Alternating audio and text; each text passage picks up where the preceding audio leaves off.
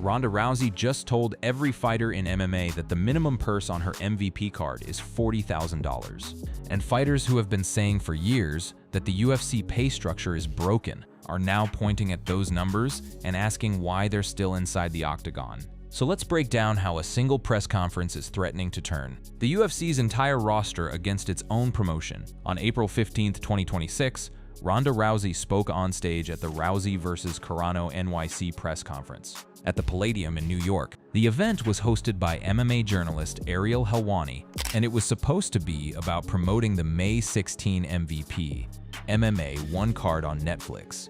On that card, Ronda Rousey will face Gina Carano, while the rest of the event features Francis Ngannou versus Felipe Lins and Nate Diaz versus Mike Perry. 3 headline bouts, 6 names that any MMA fan on the planet would recognize. But the conversation did not stay on matchups and training camps for long. The appearance quickly shifted focus towards fighter pay. Rousey stood at the microphone and said something that cut through every promotional talking point on the stage. She said that the absolute minimum any fighter on the card will walk away with, even if they have a short record, even if they lose, is $40,000. She said, "I think it's really important that we raise the ceiling, but also raise the floor." And then she twisted the knife. If you fight 3 times a year, that is much more than a living wage. That's something the UFC cannot say. That line landed differently depending on who heard it. For fans, it was interesting. For Dana White, it was provocation. But for the dozens of UFC fighters sitting at home, making $10,000 or $12,000 per fight, it was something else entirely. It was math. And the math did not add up in the UFC's favor. The UFC famously still pays fighters entering their organization $10,000 to show and $10,000 to win, even if you fight twice and win both over your first year in the UFC. That's $40,000 before taxes and expenses and gym and management fees. So a first-year UFC fighter who puts in a perfect 2-0 year ends up with the same gross amount that the lowest-paid fighter on a single MVP card is guaranteed just for showing up, win or lose, no conditions. That entry-level pay in the UFC has been locked in since 2015, when it stopped going up every couple of years. For over a decade, the floor has not moved. The UFC's revenue has moved. The broadcast deals have moved. The fighter pay that stayed exactly where it was. And Rousey was not finished. Her broader point was that MVP MMA 1 should set a stronger baseline, not just a better payday for a few headliners. She said she hopes every fighter on the card is getting the biggest payday of their career. And then she added a sentence that aimed even further into the future. She said, "After this event, I hope we can raise that ceiling higher and higher and higher, until it is on par with the highest level boxers, because that is where the holy grail for us is." This is just the beginning. Now, that last part might sound like promotional bluster, but here's why it matters. Kenny Cross has already stated that he's earning 5 times what a debuting UFC fighter makes for his upcoming bout against Saladin Parnasse on May 16th. This is not a headliner. This is an undercard fighter confirming that the math checks out. MVP MMA fighters will make at least $40,000 per fight. Many of them make much more, and several at the top of the card have said they're making more than they've ever made in their career. This is no longer theoretical, the numbers are real, and the UFC roster has been watching. Rousey's announcement did not create the fighter pay debate. It poured gasoline on a fire that was already burning through the UFC locker room. And the fighter who had been screaming the loudest was a former middleweight champion named Sean Strickland. Weeks before Rousey took the stage in New York, Strickland sparked controversy by labeling the UFC's pay structure as predatory in a recent interview. He was preparing for his main event fight against Anthony Hernandez at UFC Houston, one of the early cards of the new Paramount era. He had every reason to stay quiet, focus on the fight, and keep the promotion happy. Instead, he went on Complex and said what a lot of fighters only whisper behind closed doors. If you compare it to any other sport, the UFC is the most vet up. Strickland told Complex, "It's not fair, it's predatory." He was responding to a question about the UFC's new bonus structure, which had been increased under the Paramount deal. Fighter pay had been a big topic at the start of 2026, owing to the UFC's $7.7 billion broadcast deal with Paramount. The promise for fighter pay increases has so far only been fulfilled, in the form of a boosted bonus structure, which saw the figure doubled from $50K to $100K. An additional $25,000 finish bonus was also introduced. But Strickland wasn't impressed. "No one's getting paid more," he said flatly. Then he broke down the reality in terms that any working person could understand. He questioned why anyone would want to fight at the entry level in America, asking how much rent is in Vegas. $2,000, $1,000, $1,600, $400, and pointing out that once you pay managers and taxes on a $10,000 contract, you'll make more money at thinking Walmart, dude. That line became a rallying cry. More money at Walmart. 4 words that captured the absurdity of being a professional fighter in the world's biggest MMA organization and still being unable to afford basic living expenses. Strickland was not some bitter journeyman. He had been a member of the UFC roster since 2014 and made over $1 million for his last fight at UFC 312. He was comfortable. He was speaking for the fighters beneath him who could not afford to speak for themselves. And here's the part that truly unnerved Dana White's operation: Strickland's criticism of the UFC's revenue-sharing model and his warning about the potential exodus of American talent from the promotion due to unfair pay raised questions about the sustainability of the UFC's business practices. He wasn't just complaining about money, he was predicting an outcome.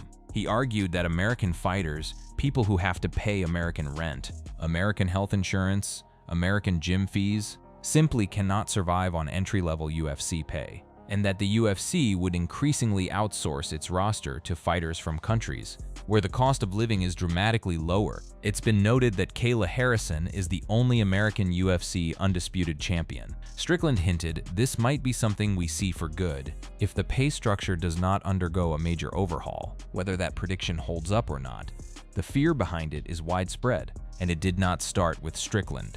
To understand why Rousey's $40,000 announcement hit so hard, you have to understand what the UFC told its fighters, and the public was coming. The UFC secured a 7-year media rights agreement worth approximately $7.7 billion with Paramount Global, placing events on its streaming platform Paramount Plus beginning in 2026.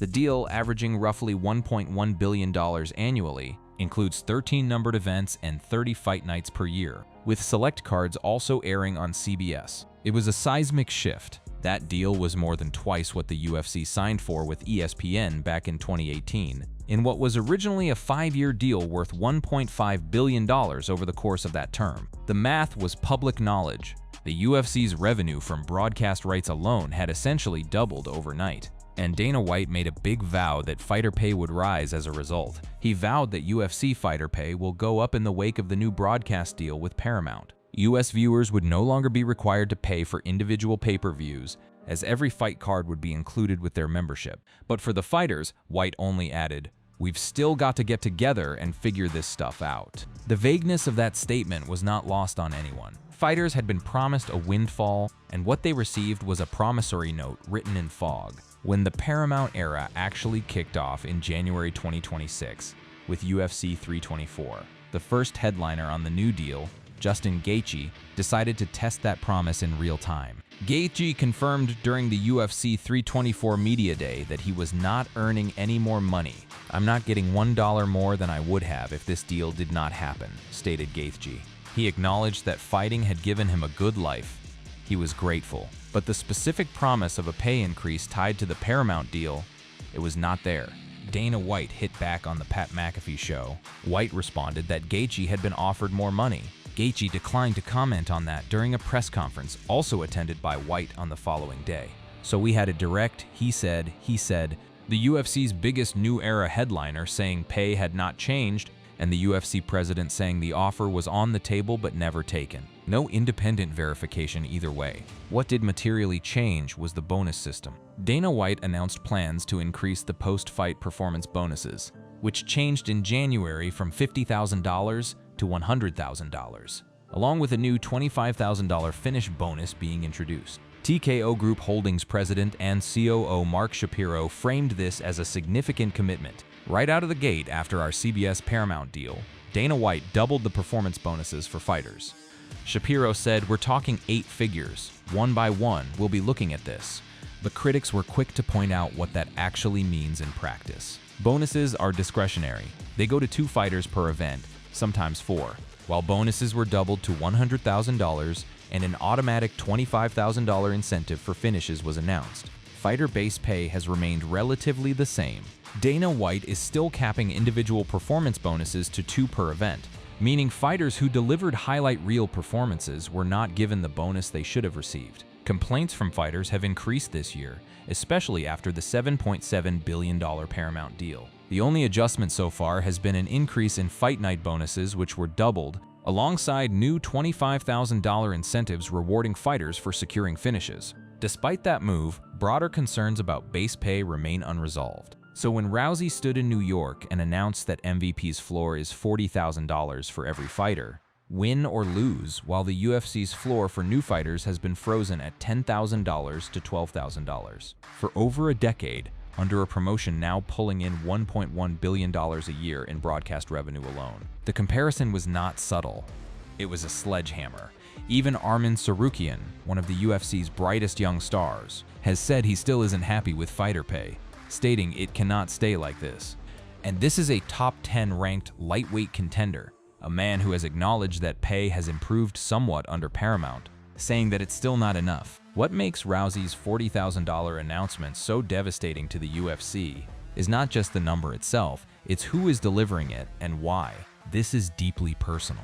Rousey is currently at war with UFC after the promotion made the unforgivable crime of turning down her comeback request. After years away from fighting, years spent in professional wrestling and starting a family, Rousey wanted to return to the octagon.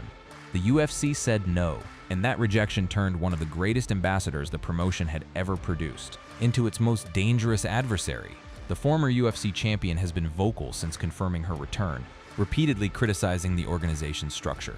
But she wasn't content to simply talk. She aligned herself with Jake Paul's most valuable promotions and positioned herself as both headliner and co-promoter. For weeks, Jake Paul and Ronda Rousey have been constantly trash-talking and bashing Dana White and UFC for their choice of paying their fighters an exceptionally low amount. And then, at the New York press conference, Rousey opened an entirely new front in the war. She went after the UFC's current bantamweight champion, Kayla Harrison. During the press conference, Rousey addressed comments made by Harrison on the Death Row MMA podcast. Harrison voiced her disappointment over the hype surrounding the Rousey vs. Carano match, claiming it was overblown and dared to label Rousey as irrelevant. Rousey's response was ferocious. If she thinks that her fight is the biggest women's fight of all time, why is she getting paid less now than I was 10 years ago? So riddle me this: are you overvalued or are you overpaid? What really pisses me off more than anything else is how small she thinks. That wasn't just trash talk between two fighters. That was Rousey using the reigning UFC champion's own paycheck as evidence that the promotion underpays its athletes. She was framing the UFC's entire compensation model through the lens of the woman who currently holds its gold. And then came the most provocative move of all. Rousey publicly tried to recruit a current UFC fighter right there at the press conference. Rousey took it one step further and invited the 31-year-old Scouser, Paddy Pimblett, to join her under the Netflix MMA banner upon completion of his UFC contract. I think he's got more potential than anyone else in the UFC, and he should call me when his contract runs out. Rousey said during the press conference. The irony was rich. Pimblett is one of Dana White's pet projects. The fighter White has compared to a young Conor McGregor. Dana White openly said that Pimblett reminds him of Conor McGregor's early career. And here was Rousey, a UFC Hall of Famer, telling that same fighter to leave the promotion the moment his contract expires. The best revenge would be a successful MMA card that sustains MVP's relationship with Netflix and attracts big-name talent for future events. And the mutual admiration between Rousey and Pimblett was already well established before that moment. Rousey basically confirmed at Comic-Con that the entertainment factor is what distinguishes stars from talented athletes. I think a lot of the fighters don't realize that they're also entertainers. The one person I think who really realizes that is Paddy Pimblett. And so I really appreciate that, she said. Pimblett had responded with equal warmth. Yeah, she's one of the biggest MMA superstars of all time.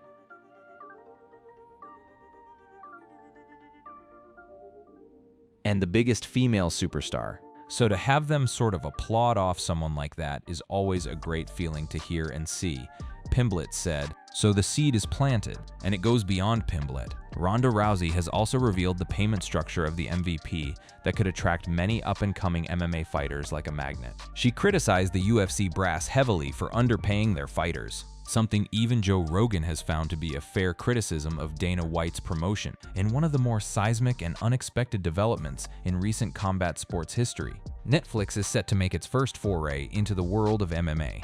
The promise of a matchup between Rousey and Carano already would have been enough to attract all kinds of attention, but Jake Paul's most valuable promotions and Netflix upped the stakes considerably by bolstering the rest of the card with a number of major MMA stars. This is not a vanity project anymore, this is infrastructure, a streaming platform with global reach, a co-promoter with a grudge and a business plan, and a pay structure that on paper embarrasses the biggest MMA promotion in the world. So now we have a situation where the UFC is generating more revenue than it ever has. An antitrust lawsuit settled in 2025 alleged the UFC has historically restricted fighter compensation to 13% to 20% of revenue.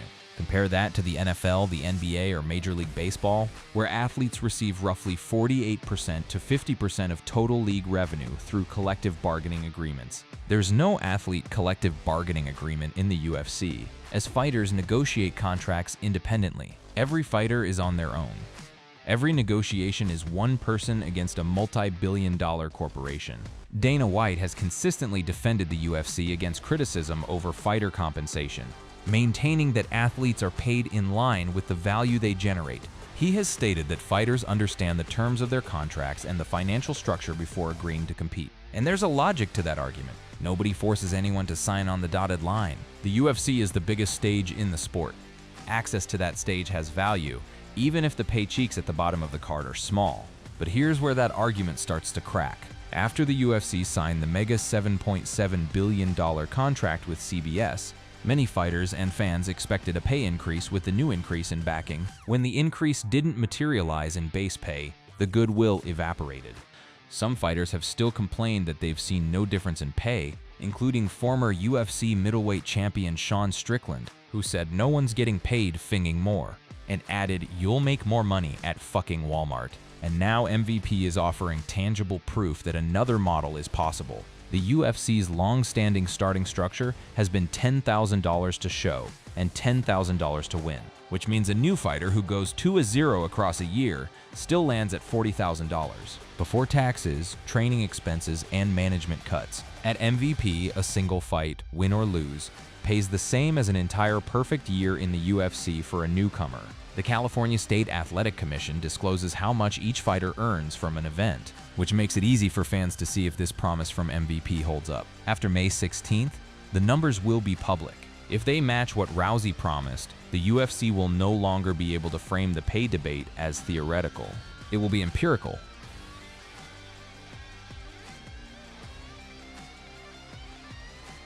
Side by side. Verifiable. If MVP MMA 1 delivers what Rousey is promising, the event will keep feeding the same pay argument that keeps hanging over the UFC. And it will do so at a time when the UFC's own fighters, from former champions like Strickland, to headliners like Gaethje, to young contenders like Sarukian, are already publicly expressing frustration. Rousey declared, "This dream is going to bring more opportunities and greater revenue share to fighters than they've ever had before." Whether that turns out to be true depends entirely on whether the May 16th card delivers the viewership and revenue that sustains MVP as a going concern. If Ronda Rousey versus Gina Carano hits the numbers they're expecting on May 16th, Most Valuable Promotions plans to put together more MMA events down the line. If it works, the UFC faces something it has never truly faced before: meaningful competition for its fighters' services from a promotion that pays more, operates on a platform with comparable global reach, and is fronted by people who know exactly how the UFC works from the inside. More competition for the UFC doesn't just mean more options for fans. It also creates new opportunities for fighters and can help boost their market value. The UFC changed the sport. It built the sport. It made fighters into global celebrities, but it also built a pay structure that rewarded the very top while leaving the bottom to fend for themselves. For years, that worked because there was nowhere else to go. Now, for the first time in a long time, there might be, and it was one of the UFC's own. A woman who wants to find what it meant to be a UFC champion, who kicked the door open. The question now is not whether UFC fighters are unhappy. They've told us they are. The question is whether enough of them are willing to walk through that door. And if May 16th goes the way Rousey and MVP are planning, that door is only going to get wider.